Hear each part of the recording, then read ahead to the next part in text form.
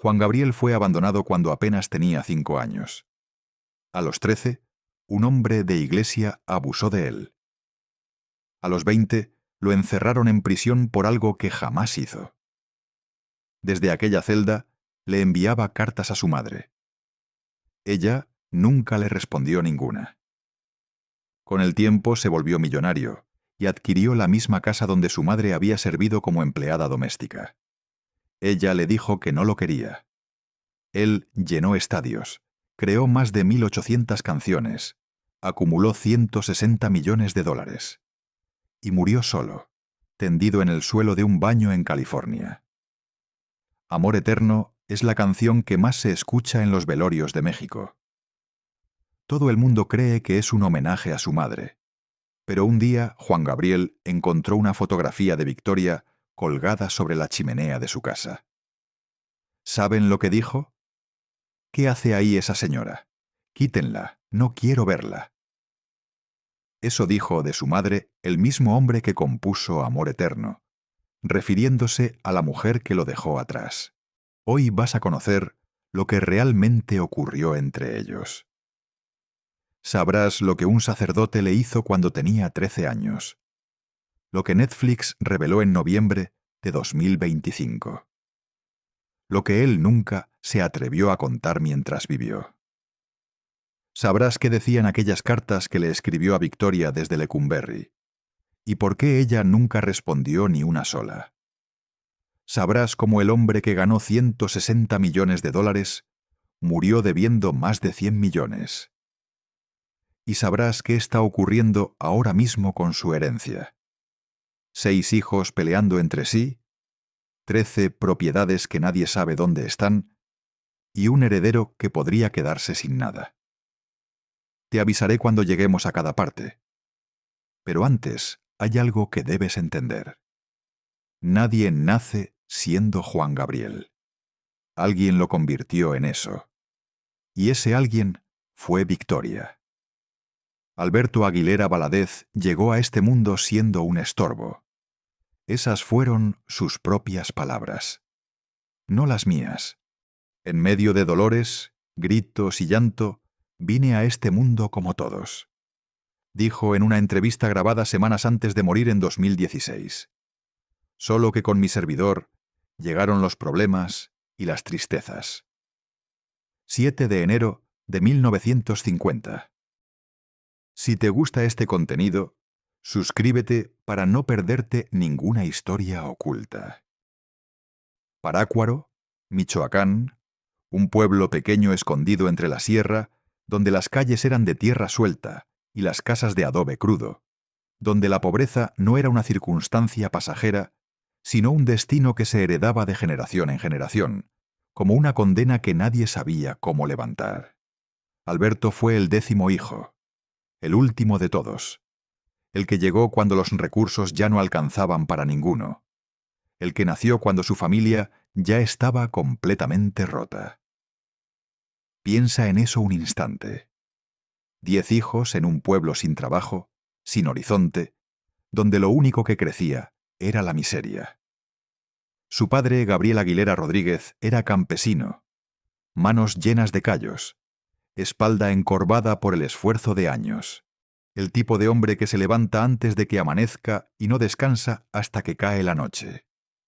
El tipo de hombre que trabaja sin descanso y aún así nunca tiene suficiente para alimentar a quienes dependen de él. Su madre, Victoria Valadez Rojas, también venía del campo. Otra vida marcada por la labor sin fin. Otra existencia reducida a sobrevivir con lo mínimo posible. Otra mujer que no escogió su destino, pero tuvo que cargarlo hasta el último día. Gabriel no duró mucho tiempo en ese papel. Hirió a un hombre en una riña de cantina. Una discusión que se desbordó.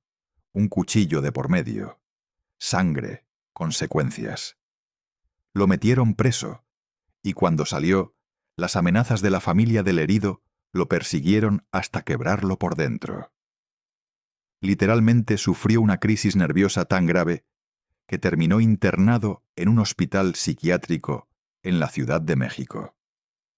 Nunca volvió a ser el mismo hombre. Victoria se quedó sola. 10 hijos. Ningún ingreso. Un marido que ya no existía, aunque seguía con vida en algún cuarto blanco de la capital. Hizo lo que pudo. Se mudó con los niños a Ciudad Juárez en busca de trabajo. La frontera, ese lugar donde México terminaba y empezaban las promesas de algo mejor. Encontró empleo como sirvienta en una casa grande, limpiando pisos que no eran suyos, lavando ropa que no le pertenecía, cocinando comida que ella no iba a probar. Pero no podía con todos. No había manera de sostener 10 bocas con lo que pagaban por ser empleada doméstica, y tuvo que elegir. Alberto tenía 5 años, cuando su madre tomó aquella decisión. 5 años. La edad en que un niño todavía cree que su mamá es lo más grande del universo. La edad en que todavía no comprende que el mundo puede ser cruel. La edad en que un abrazo de madre lo cura todo. Victoria lo llevó a la escuela de mejoramiento social para menores. Un orfanato, un reformatorio, un sitio donde dejabas a los niños que no eras capaz de criar. Paredes grises, dormitorios colectivos, camas de metal alineadas como en un cuartel. Niños que llegaban llorando, y con el tiempo aprendían a dejar de llorar, porque nadie aparecía cuando lo hacían. Victoria lo dejó ahí, soltó su mano y se marchó. El niño la vio alejarse, la vio cruzar la puerta, la vio desaparecer. Y esperó. Esperó que volviera esa tarde. No volvió. Esperó al día siguiente. No volvió. Esperó semanas, meses, años, y ella no regresaba. El niño no entendía qué estaba pasando. No entendía por qué lo habían dejado ahí. No entendía qué había hecho mal para que su propia madre lo abandonara de esa forma. ¿Fue algo que dijo? ¿Algo que hizo? ¿Era el menor y sobraba? ¿Era por falta de comida? ¿Es que no lo quería? Lo que sí entendió muy pronto fue que ella no iba a regresar por él. Mi mamá no podía conmigo, diría Juan Gabriel décadas más tarde en la serie biográfica que autorizó antes de morir. Pienso que por eso me llevó al internado. Pienso. Después de 50 años, todavía no estaba seguro de por qué su madre lo abandonó. Solo sabía que lo hizo. Y eso lo marcó para siempre. Victoria lo visitó una única vez. En todos los años que estuvo ahí, una sola tarde apareció. Dijo unas pocas palabras y se fue. No volvió nunca más. Eso hace algo dentro de un niño. Algo que no se repara con terapia. Algo que no se cura con el éxito. Algo que no desaparece con millones de dólares. Algo que se queda para siempre, como una herida que sangra en los momentos menos esperados. Pero había alguien que sí lo quería, su hermana Virginia. Virginia era la mayor y había cuidado a Lou Alberto desde que nació. Lo cargaba, lo alimentaba, lo protegía cuando su madre no estaba. Mi hermana siempre me dio todo su amor, confesó Juan Gabriel en el documental de Netflix estrenado en 2025. Yo inclusive pensaba que ella era mi mamá. Pensaba que Virginia era su madre, porque Victoria nunca se comportó como una. Nunca le brindó el cariño que un niño necesita. Nunca le dijo que lo quería. Nunca lo hizo sentir que pertenecía a algún lugar. Alberto intentó escapar del orfanato. Lo logró una vez. Salió a la calle sin saber a dónde ir, sin dinero, sin nadie que lo esperara. Una mujer lo encontró. Una mujer pobre que vivía de pedir limosna. Lo recogió y le pintaba la cara de payaso para que la ayudara a conseguir dinero en las calles de Ciudad Juárez. No era una vida. Era supervivencia. Cuando su hermana Virginia lo localizó, lo devolvieron al orfanato, de regreso al lugar donde nadie lo quería. Pero en ese lugar, conoció a 2 personas que cambiarían su destino. La primera fue Micaela Alvarado, una educadora que vio algo especial en aquel niño triste. Le dio el cariño maternal que Victoria nunca le había dado. Lo abrazaba, lo escuchaba, le decía que valía algo. La segunda fue Juan Contreras, un profesor que enseñaba música y oficios, pero también guitarra, también piano, también la posibilidad de que la vida pudiera ser distinta. Juan Contreras vio en ese niño algo que nadie más percibía: talento. Un día, Alberto compuso su primera canción. Tenía 13 años. Las notas salieron de sus dedos como si siempre hubieran estado ahí, esperando permiso para existir. ¿Te das cuenta, Alberto?, le dijo Juan Contreras. Acabas de componer tu primera canción. Años después, cuando tuvo que elegir un nombre artístico, Alberto tomó Juan de su maestro y Gabriel de su padre, a quien nunca volvió a conocer. Juan Gabriel, el nombre que lo haría inmortal. Pero antes de la inmortalidad, vino el infierno. Sucedió algo que Juan Gabriel guardó en secreto durante 50 años. Algo que nunca contó en ninguna entrevista. Algo que se llevó a la tumba hasta que Netflix lo reveló en noviembre de 2025. Ese documental, Juan Gabriel, Debo, Puedo y Quiero, constaba de 4 capítulos basados en más de 40 años de material de archivo que el propio cantante había grabado. Juan Gabriel se filmaba todo desde los años 80. Compraba cámaras de video y registraba cada momento: ensayos, conciertos, conversaciones privadas, como si supiera que algún día alguien querría ver todo aquello. Y en el primer capítulo, exactamente a los 15 minutos, el periodista Alejandro Brito reveló algo que Juan Gabriel nunca había contado públicamente. Algo que guardó durante más de medio siglo. A los 13 años, se vio en la necesidad de trabajar de mozo en casa de un sacerdote, narró Brito, el cual abusó sexualmente de él. 13 años. Un niño en la casa de un hombre de Dios. El mismo año en que compuso su primera canción. El mismo año en que descubrió que la música podía salvarlo. El mismo año en que alguien lo destruyó. El documental no da el nombre del sacerdote. No ofrece detalles, pero confirma lo que ocurrió. Y Juan Gabriel nunca habló de esto mientras vivió. Nunca lo mencionó en las cientos de entrevistas que dio a lo largo de 40 años de carrera. Miles de preguntas, y nunca dijo una sola palabra al respecto. No lo incluyó en la serie biográfica, Hasta que te conocí, que autorizó en 2016, semanas antes de morir. Tuvo la oportunidad de contarlo y no pudo. Nunca escribió una canción que lo mencionara directamente. Más de 1800 canciones, y ninguna habla de lo que ese sacerdote le hizo. Se lo llevó a la tumba. Ese secreto, esa herida, ese dolor que cargó solo durante más de medio siglo. Y solo ahora, 9 años después de su muerte, el mundo sabe lo que le hicieron. Un niño abandonado por su madre, abusado por un sacerdote, sin nadie que lo defendiera, sin nadie que le creyera si hubiera hablado. Piensa en eso. Un niño de 13 años en México en los años 60. Un huérfano. Alguien sin familia que lo protegiera. Sin voz. Sin poder. ¿A quién le iba a contar? ¿A su madre, que no lo visitaba?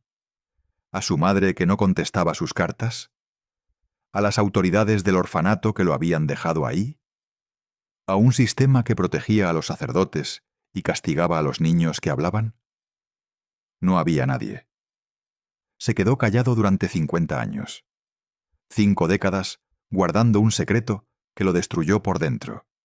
Y siguió componiendo canciones sobre el amor que nunca pudo vivir. A los 16 años, la policía de Ciudad Juárez lo detuvo. El cargo oficial fue obstruir una labor de inspección. El cargo real era otro. Lo detuvieron por su amaneramiento. Así de simple, así de brutal. Así funcionaba México en los años 60. Ser diferente era un crimen. Caminar de cierta manera, hablar de cierta manera, mover las manos de cierta manera. Con eso bastaba para que la policía te llevara. Y Alberto Aguilera era diferente. Se notaba en cada gesto, en cada palabra. La policía lo vio y decidió que eso era razón suficiente para encerrarlo. También lo acusaron de robar perfumes. Nunca se probó nada, pero el sistema ya lo había marcado. Diferente, peligroso, alguien que no encajaba. Alberto salió de esa y siguió cantando en bares de la frontera, en el Noa Noa, en otros locales donde la gente iba a olvidarse de sus problemas. Siguió escribiendo canciones que nadie conocía. Siguió soñando con llegar a la capital, con ser alguien, con demostrar que valía algo. En 1968 lo logró. Llegó a la Ciudad de México con una maleta llena de sueños y nada más. Dormía donde podía, a veces en la calle, a veces en la central camionera. Conoció gente del medio artístico, trabajó como corista, colaboró con figuras como Angélica María y Roberto Jordán.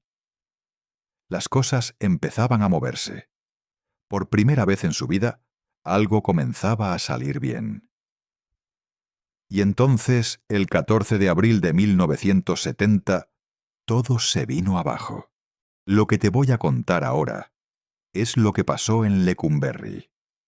Las cartas, el silencio, los 18 meses que lo cambiaron para siempre. Esa mañana, Alberto Aguilera Valadez fue detenido y acusado de robo.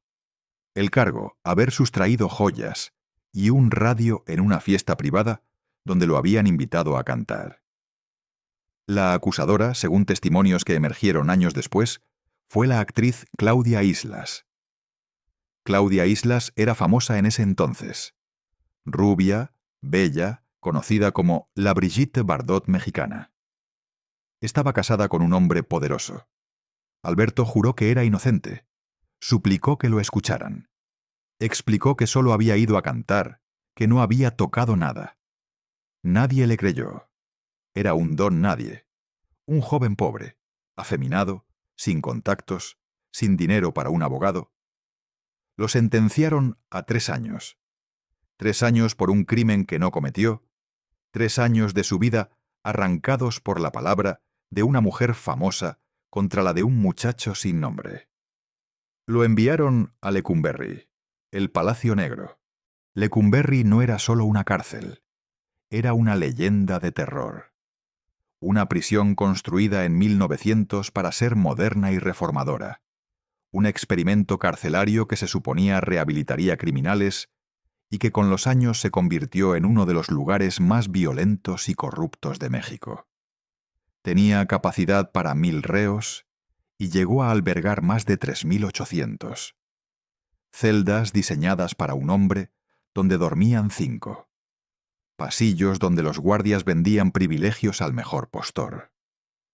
Crujías donde los presos más fuertes imponían sus propias leyes, donde los débiles pagaban tributo o pagaban con sangre. Y ahí metieron a Alberto Aguilera, un joven de 20 años, delgado, afeminado, sin dinero para pagar protección, sin familia que lo visitara, sin nadie que lo respaldara. Presa fácil. El tipo de recluso que los demás esperaban. El tipo de carne fresca que los lobos de Lecumberri olían desde lejos. Cuando entraban nuevos reclusos, podía sentir las miradas de los lobos. Describe el documental de Arturo Ripstein sobre aquel lugar maldito. Se oían cosas como: ya llegó un quinto, bizcochito, arrímate pa' acá. Palabras que prometían violencia. Palabras que Alberto escuchó el primer día que entró, y todos los días después de ese.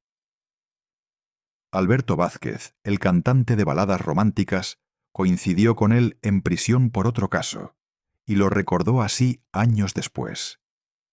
Tengo entendido que compuso No tengo dinero y otras canciones. En ese entonces todavía no era Juan Gabriel, era un muchacho que tenía canciones. Alberto escribía canciones para sobrevivir. Era lo único que tenía, lo único que nadie podía quitarle, lo único que lo mantenía cuerdo en un lugar diseñado para volverte loco. No tengo dinero ni nada que dar. Lo único que tengo es amor para amar. Esa letra no era metáfora. Era literal. No tenía dinero. No tenía nada. Solo tenía la capacidad de crear. Me he quedado solo. Solito como un perro. Otra verdad convertida en canción. Estaba solo, como un perro abandonado, sin nadie que respondiera sus cartas, sin nadie que lo visitara. Canciones nacidas en el infierno. Canciones que años después llenarían estadios. Canciones que millones cantarían sin saber que se escribieron en una celda, con miedo, con hambre, con la certeza de que nadie vendría a salvarlo. Y escribía cartas. Cartas a su madre. Imagina la escena. Un joven de 20 años en una celda que huele a sudor y a miedo, rodeado de hombres que lo miran como si fuera presa, sin dinero, sin abogado, sin nadie que responda por él. Y en las noches, cuando los demás dormían o fingían dormir, él escribía a mano en papel que conseguía quién sabe cómo, con letra temblorosa de quien tiene miedo, pero no quiere admitirlo. Le contaba lo que estaba viviendo, el miedo, el frío, el hambre, la violencia que presenciaba cada día, los gritos que escuchaba en la noche. Le pedía que lo visitara, aunque fuera una vez, aunque fuera un momento. Le suplicaba una palabra de aliento, un te quiero, un voy a ayudarte, un no estás solo. Algo, lo que fuera. Las cartas salían del penal, cruzaban las calles de la Ciudad de México, viajaban por carretera durante horas, llegaban a Ciudad Juárez. Victoria las recibía, las abría, las leía, y nunca respondió. Ni una carta, ni una visita, ni un telegrama, ni una palabra. Nada. 18 meses de silencio. 540 días esperando. 540 días preguntando si había llegado algo para él. 540 días recibiendo la misma respuesta. Nada. Su madre sabía dónde estaba. Sabía lo que estaba viviendo. Sabía que era inocente. Recibía sus cartas, las abría, las leía y las guardaba sin responder. Me van a matar, pensó Alberto en sus peores momentos. Escribía canciones de amor y dormía con un ojo abierto esperando no ser atacado. No lo mataron, pero algo murió dentro de él, la esperanza de que su madre algún día lo quisiera. 18 meses después, 2 mujeres lo salvaron. No su madre, 2 desconocidas. Enriqueta Jiménez, conocida como La Prieta Linda, era cantante. Había grabado una canción de Alberto antes de que lo encerraran, y cuando supo que estaba en Lecumberri, movió cielo y tierra para sacarlo. La otra fue Ofelia Urtuzuástegui de Puentes, esposa del director del penal. Alberto logró hablar con ella. Le juró que era inocente. Ella le creyó. 2 mujeres que no eran su madre creyeron en él. Lo salvaron. Entre las 2 consiguieron el pago de su fianza. En 1971, Alberto Aguilera salió de Lecumberri. Libre. Marcado, pero libre. Semanas después, firmó contrato con RCA Víctor. Meses después, No tengo dinero se convirtió en un éxito. Y Juan Gabriel nació. El niño que nadie quiso se convirtió en el artista que todos querían. Rosenda Puentes, hija del director del penal, habló años después en Ventaneando y confirmó lo que muchos sospechaban. Fue Claudia Islas. Le levantó un falso testimonio porque él no robó nada. Solo fue a cantar a una fiesta. Solo fue a cantar. Y terminó 18 meses en Lecumberri, por la palabra de una actriz famosa contra la de un muchacho pobre. Claudia Islas ha negado ser la responsable, pero los expedientes de la Dirección Federal de Seguridad existen.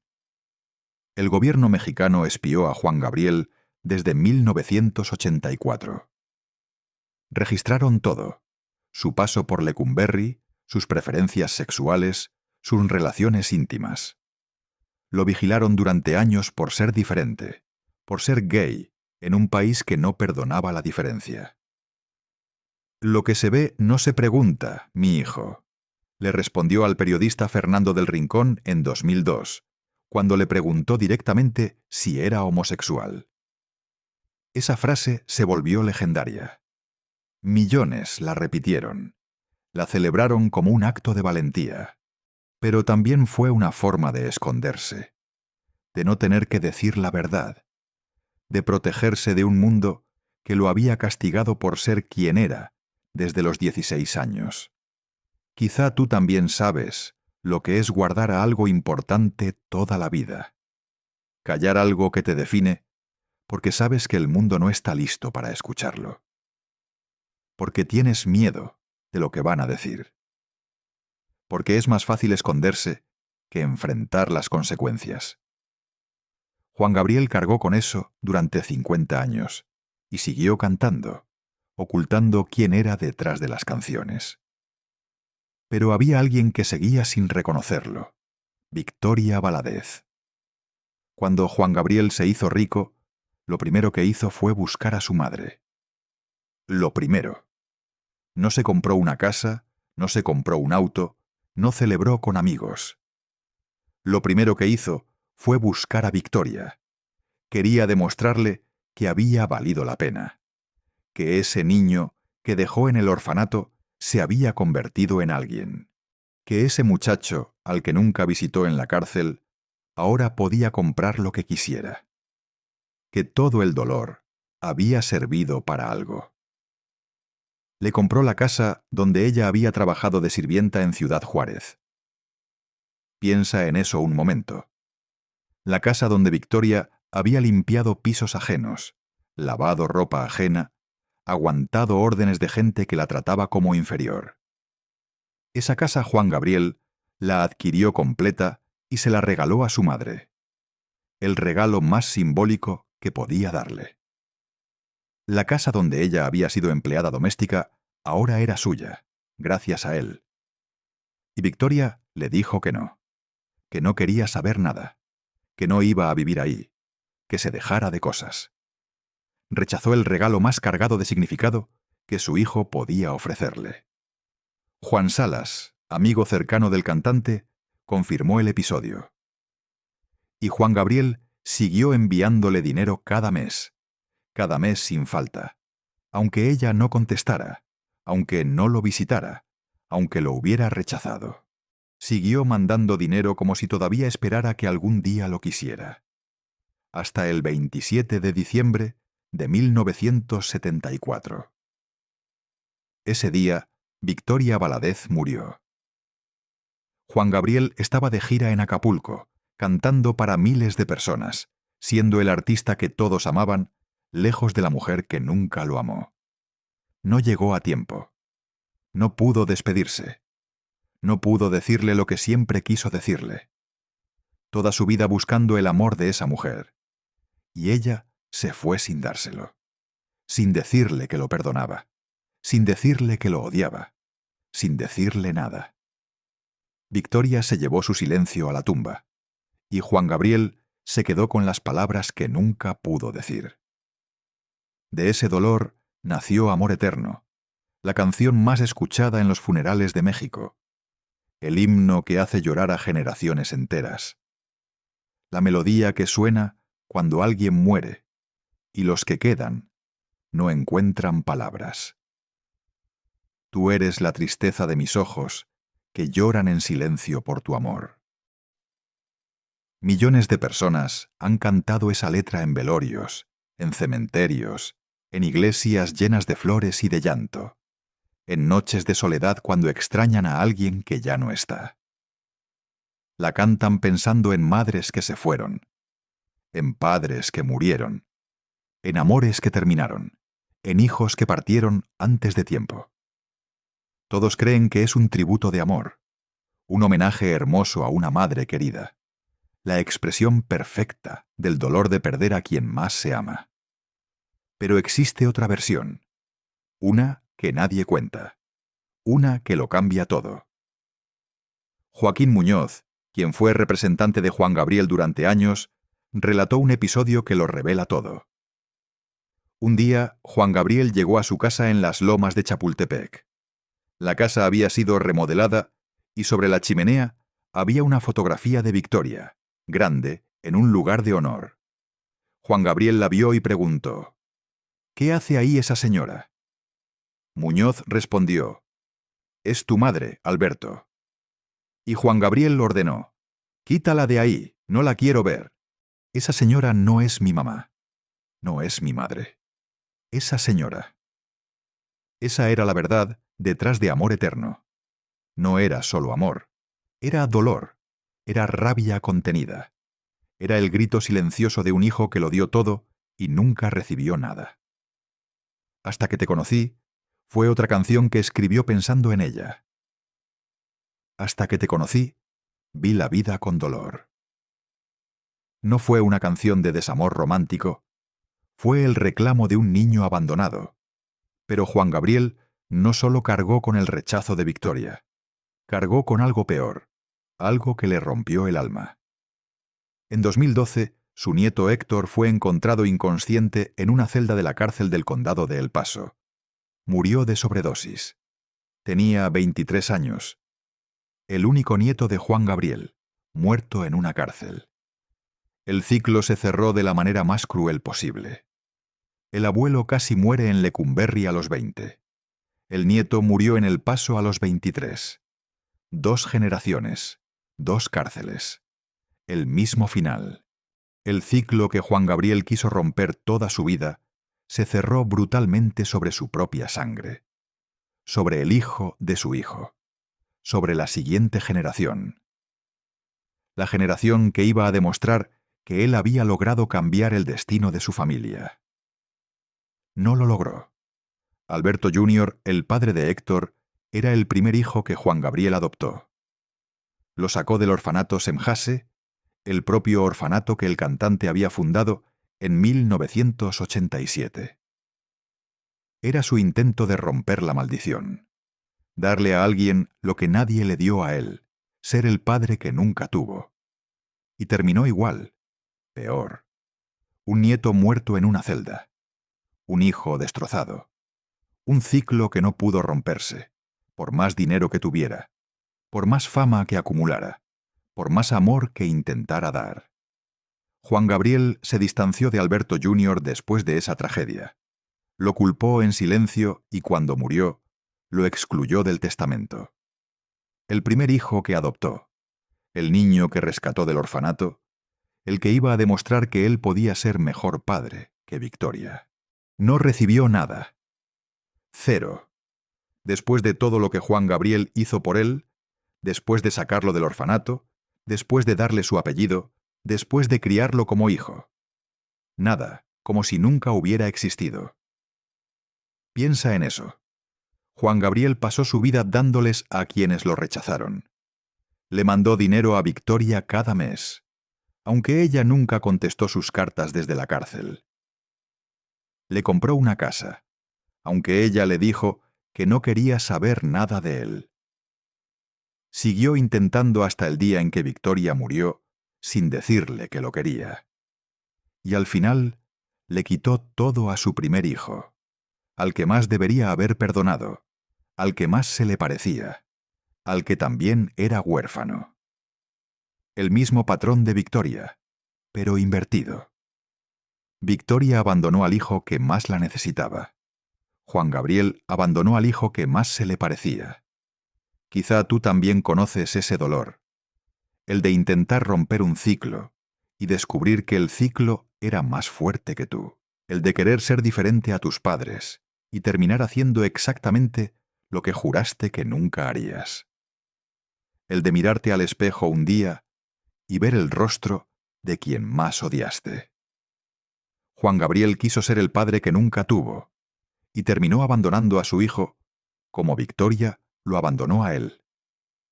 Ese es el verdadero dolor de esta historia. No el abandono, no el abuso, no la cárcel, no los impuestos. El verdadero dolor es que no pudo romper el ciclo. Por más que lo intentó, por más que luchó, por más que dio, el ciclo ganó. Y eso lo persiguió hasta la tumba.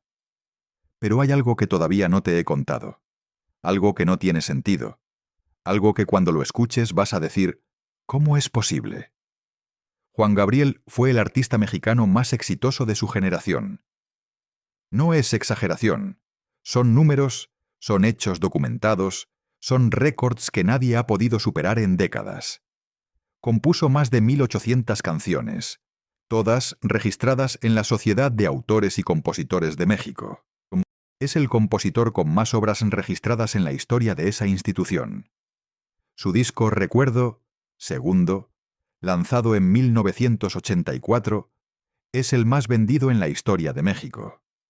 Más de 8 millones de copias. Superó a Luis Miguel, superó a Vicente Fernández, superó a todos. Ganó más de 160 millones de dólares en conciertos durante la última década de su vida. Llenaba estadios de 20.000 personas, cobraba cientos de dólares por boleto. Tenía giras que duraban meses sin dejar un asiento vacío. En el año 2000, reunió a 350.000 personas en el Zócalo de la Ciudad de México, un récord de asistencia que nadie ha superado. Sus canciones fueron interpretadas por más de 15 artistas en todo el mundo. Llenaba estadios de 20.000 personas y lloraba solo en los camerinos cuando terminaba. Ganaba millones por noche y no tenía a nadie que lo recogiera del aeropuerto. El público lo aplaudía de pie durante 15 minutos y él regresaba a una casa vacía. Firmaba autógrafos durante horas y se dormía solo. Era el hombre más amado de México y el más solitario. Tenía todo lo que el dinero podía comprar y nada de lo que realmente necesitaba. Era, por cualquier medida objetiva, multimillonario. Y murió debiendo dinero. ¿Cómo es posible eso? La respuesta es simple y triste.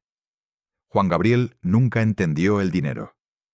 La historia comenzó en 1989, cuando su nombre apareció en una lista de 362 evasores fiscales.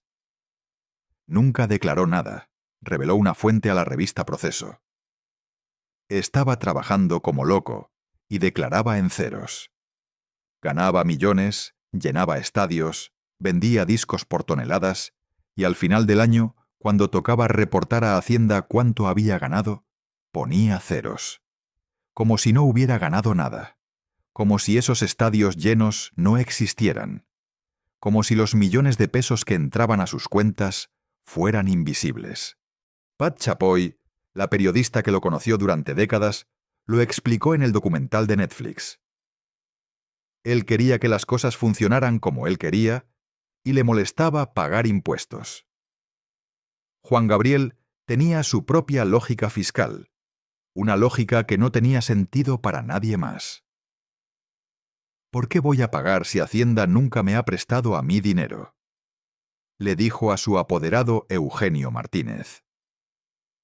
También decía que los artistas no debían pagar impuestos porque alegraban al pueblo, que eran embajadores de México, que el gobierno les debía a ellos, no al revés. Una lógica que solo tenía sentido para él, y vivió con ella hasta que el gobierno decidió que ya era suficiente. En el año 2000, Hacienda le embargó 14 propiedades. 11 predios en Ciudad Juárez y 3 más en otras ciudades, con un valor total de 114 millones de pesos. Juan Gabriel le pidió a su amiga Silvia Urquidi que las recuperara. Le entregó 20 millones de pesos para comprarlas en la subasta. Ella las compró y las puso a su nombre. No al de Juan Gabriel, al de ella. En 2005, la policía lo detuvo en el aeropuerto de Ciudad Juárez por evasión fiscal. La Agencia Federal de Investigación, los mismos agentes que perseguían narcotraficantes y secuestradores, enviados a arrestar a un cantante. El escándalo fue enorme. Juan Gabriel, el ídolo de México, esposado en un aeropuerto. Las cámaras captaron todo. Los noticieros lo transmitieron en vivo. El país entero vio cómo se llevaban al divo de Juárez como a cualquier criminal. Por segunda vez en su vida lo arrestaban. La primera fue por un crimen que no cometió. Esta vez fue diferente. Esta vez sí era culpable. Lo que se pague con dinero es barato, dijo cuando salió, después de pagar una fianza millonaria. Pero el dinero no alcanzaba. Nunca alcanzaba, porque Juan Gabriel no sabía cuidarlo. Lo ganaba, lo gastaba, lo regalaba. En Estados Unidos también tenía deudas. Para 2011, la deuda llegó a 18 millones de dólares. El equivalente a llenar el Zócalo 3 veces. El equivalente a vender 2 millones de discos. El equivalente a todo lo que había trabajado durante décadas. Y no podía pagarlo. En la negociación, él perdió muchas casas. Confesó su hijo Iván en el documental de Netflix, que él tenía la idea de recuperar, pero al final no pudo. El hombre que llenaba estadios no podía pagar sus cuentas y seguía gastando como si el dinero nunca fuera a terminarse. Compraba propiedades y las ponía a nombre de otros, porque las suyas estaban embargadas. Confiaba en gente que después lo traicionaría. Firmaba documentos sin leerlos. Era un genio de la música, pero un desastre con el dinero. Y ese desastre explotaría después de su muerte. El 26 de agosto de 2016, Juan Gabriel dio su último concierto, The Forum de Inglewood, California. 17.500 personas. El escenario tenía forma de guitarra, pantallas gigantes en el techo, más de 60 músicos entre mariachi y orquesta. Una producción de millones de dólares. Juan Gabriel tenía 66 años, diabetes que nunca controló, problemas de presión arterial. Había sobrevivido una neumonía grave 2 años antes, pero esa noche no se notó nada. Cantó durante más de 2 horas y media. No me vuelvo a enamorar, querida, amor eterno, hasta que te conocí. El público coreaba cada palabra. Banderas de México ondeaban entre la multitud. Mujeres lloraban desde las primeras filas. Rindió homenaje a Rocío Dúrcal, su amiga muerta 10 años antes, mostrando su fotografía en las pantallas mientras cantaba Costumbres. El clímax llegó con Querida. Las luces del estadio se apagaron. Miles de celulares encendidos iluminaron el recinto como un cielo estrellado. Juan Gabriel cantaba rodeado de luz. Al final, un mensaje apareció en las pantallas. Felicidades a todas las personas que están orgullosas de ser lo que son. El hombre que pasó toda su vida ocultando quién era, se despedía celebrando la autenticidad. Sin saberlo, se estaba despidiendo de todos. 17.000 personas lo aplaudieron esa noche. 2 días después murió solo. Nadie sabía que era una despedida. 2 días después, el 28 de agosto, Juan Gabriel estaba en su departamento de Santa Mónica, frente a la playa, en un edificio de lujo, el tipo de lugar que había soñado cuando dormía en la central camionera de la Ciudad de México sin un peso en el bolsillo. Esa mañana había hablado con su equipo sobre los próximos proyectos, sobre la gira por América Latina, sobre nuevas grabaciones, sobre el futuro. Todavía tenía planes. A las 11 de la mañana pidió que le acercaran el tanque de oxígeno. Sintió que no podía respirar. No llegaron a tiempo. Su cuerpo fue encontrado en el baño. Solo. El infarto lo sorprendió ahí, en el piso, frente al espejo. Sin nadie que le sostuviera la mano. Sin nadie que le dijera que todo iba a estar bien. Sin nadie que estuviera ahí en el momento más importante. El hombre que reunió a 350.000 personas en el Zócalo murió sin una sola persona a su lado. Juan Gabriel murió como vivió gran parte de su vida. Solo. Tenía 66 años. Diabetes que nunca controló como debía. Problemas cardíacos que ignoró durante años. Una vida de excesos que finalmente cobró la factura. La noche del 29 de agosto, por decisión de sus hijos, los restos de Juan Gabriel fueron cremados en Anaheim, California, menos de 48 horas después de su muerte, sin velorio público en México, sin que millones de fans pudieran despedirse, sin que su cuerpo descansara en tierra mexicana. La decisión fue rápida, demasiado rápida para algunos. Esa decisión alimentó teorías que persisten hasta hoy. Joaquín Muñoz, su exrepresentante, insiste desde 2018 que Juan Gabriel fingió su muerte y sigue vivo. No hay evidencia de eso, pero lo que sí existe es la guerra. La guerra que estalló el día que lo cremaron y que continúa hasta hoy. Juan Gabriel tuvo 5 hijos reconocidos, 4 adoptivos y 1 biológico. La historia de esos hijos es en sí misma un reflejo de su propia vida. Alberto Aguilera Jr. fue el primero que adoptó.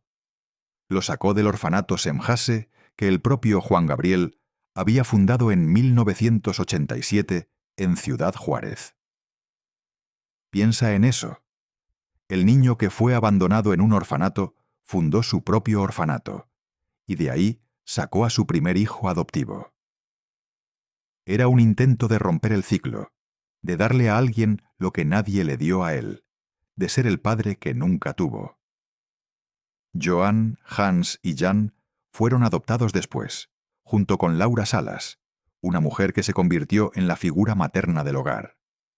Laura era hermana de Jesús Salas, el mejor amigo de Juan Gabriel.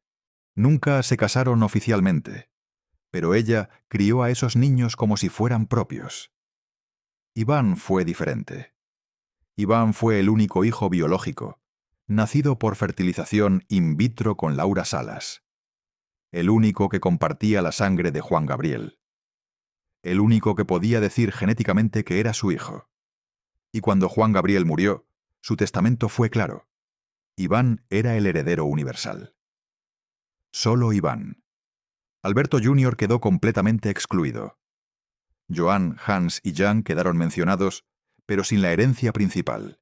Todo para Iván. El abogado Guillermo Pou, encargado de la sucesión testamentaria, lo explicó así a los medios. El señor Aguilera platicó con sus hijos, platicó con Iván y decidió designarlo como heredero universal, especificándole cuál era la voluntad que quería que se cumpliera. La herencia incluía al menos 30 inmuebles en México y Estados Unidos, los derechos de autor de más de 1.800 canciones, material inédito grabado durante 40 años, la imagen, el nombre y el legado completo.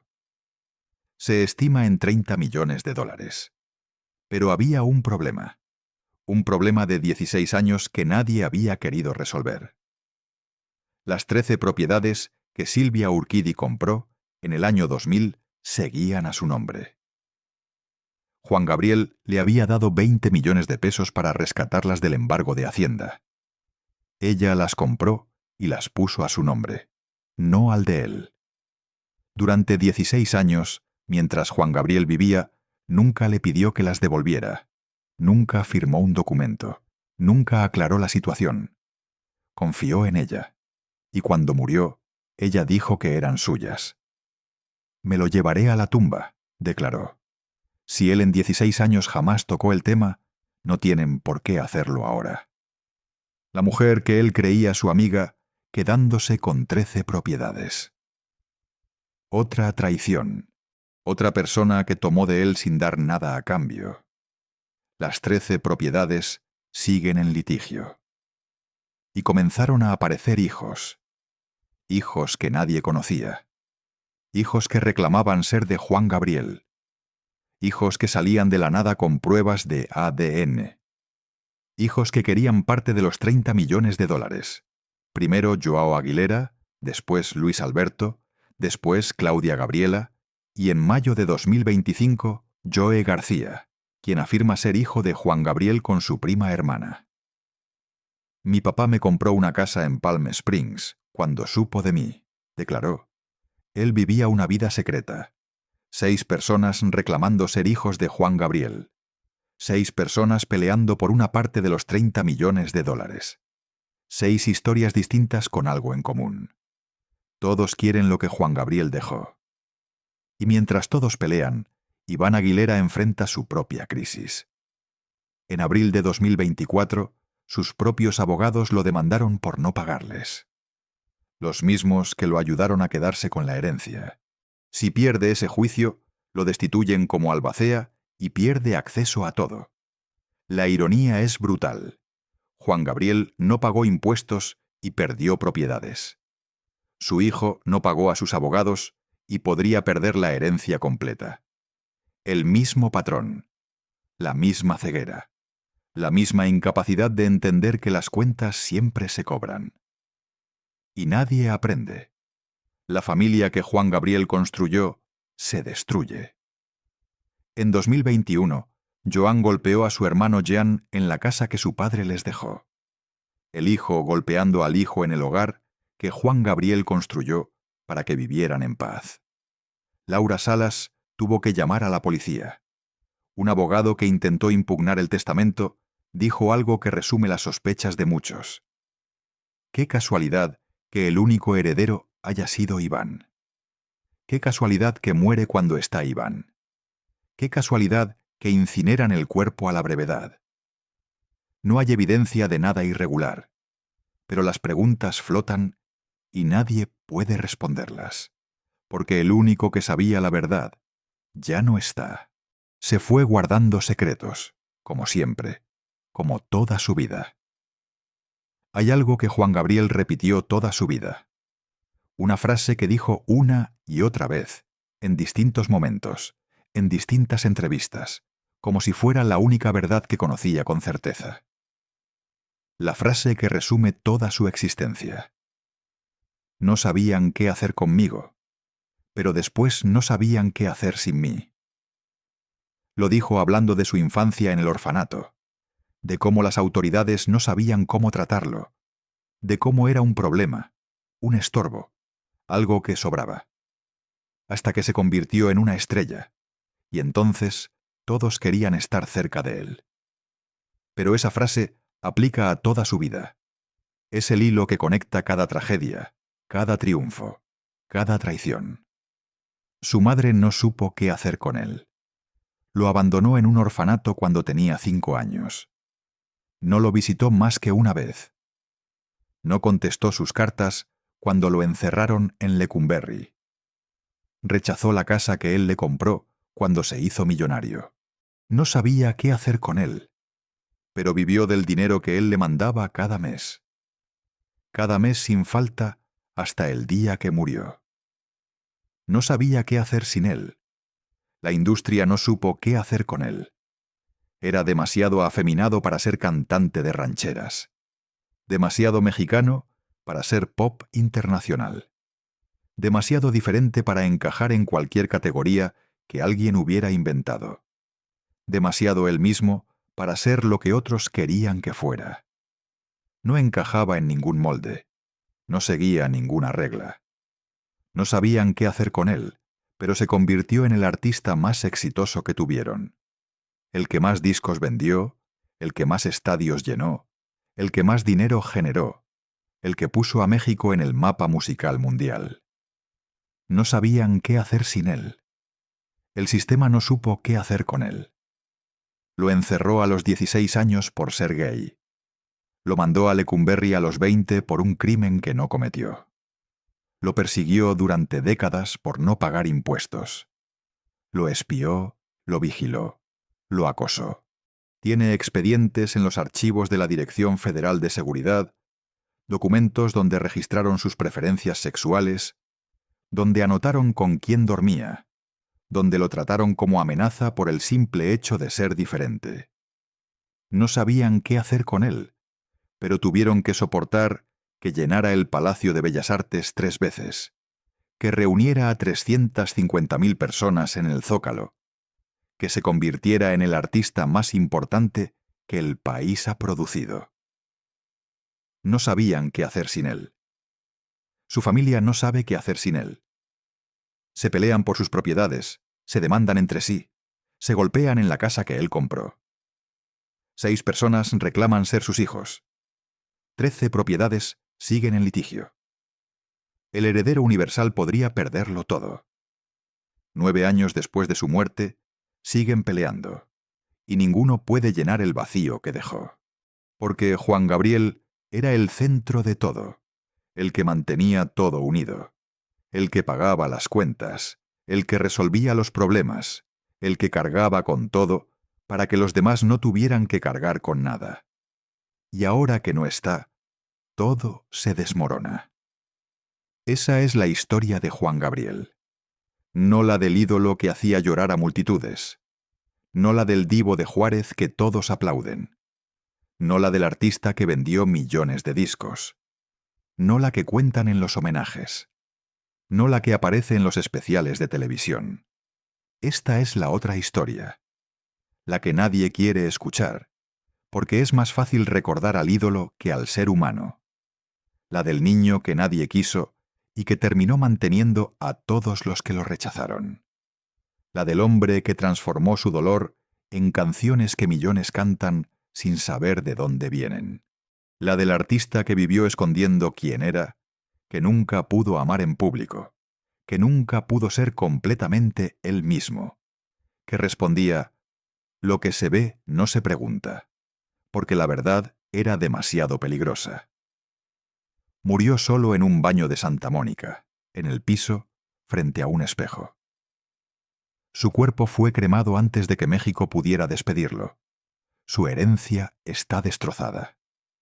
Y Amor Eterno sigue sonando en cada funeral, en cada velorio, en cada despedida, en cada momento en que alguien pierde a alguien, en cada momento en que las palabras no alcanzan, en cada momento en que el dolor es más grande que el lenguaje. Millones de personas cantan esa canción. La cantan llorando. La cantan recordando. La cantan sin saber que no era una canción de amor. Era un grito de dolor.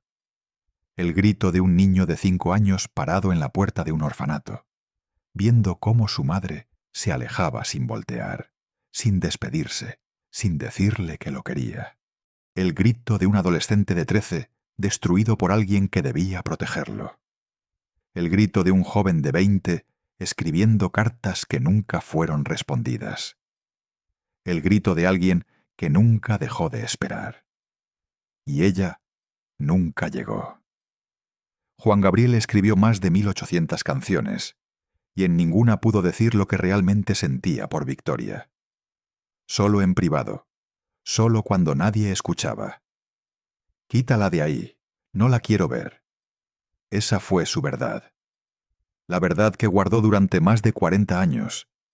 La verdad sobre lo que realmente sentía por ella. Pero hay algo más. Algo que nadie menciona. Algo que duele más que todo lo demás. Victoria murió en 1974. Juan Gabriel vivió 42 años más. 4 décadas cargando ese dolor. 4 décadas sin poder decirle nada. 4 décadas cantando canciones que ella nunca escuchó. Y en todo ese tiempo, ¿sabes qué hizo Juan Gabriel? Siguió buscándola en cada mujer que conocía, en cada canción que escribía, en cada estadio que llenaba. Seguía buscando a la madre que nunca tuvo. Y nunca la encontró. Porque Victoria no era una persona. Era un vacío, un agujero negro en el centro de su pecho que se tragaba todo lo bueno que le pasaba. Podía ganar millones. El vacío seguía ahí. Podía llenar el Zócalo. El vacío seguía ahí. Podía escuchar a 350.000 personas cantando sus canciones. El vacío seguía ahí. Nada lo llenaba. Porque lo que él necesitaba no se compra con dinero, no se gana con fama, no se consigue con éxito. Lo que él necesitaba era una palabra. Una sola palabra. Te quiero. Y Victoria nunca la dijo. Hay gente que dice que Juan Gabriel era difícil, exigente, temperamental, que despedía músicos sin razón, que cortaba amistades de un día para otro, que no confiaba en nadie. ¿Y cómo iba a confiar? Si la primera persona que debió amarlo lo abandonó, si la segunda persona que debió protegerlo lo violó, si la tercera persona que debió creerle lo encarceló. ¿Cómo confías después de eso? ¿Cómo abres el corazón después de que te lo destrozan 3 veces antes de cumplir 21 años? Juan Gabriel construyó muros. Muros altísimos. Muros que nadie podía cruzar. Y detrás de esos muros estaba el niño de 5 años, todavía esperando.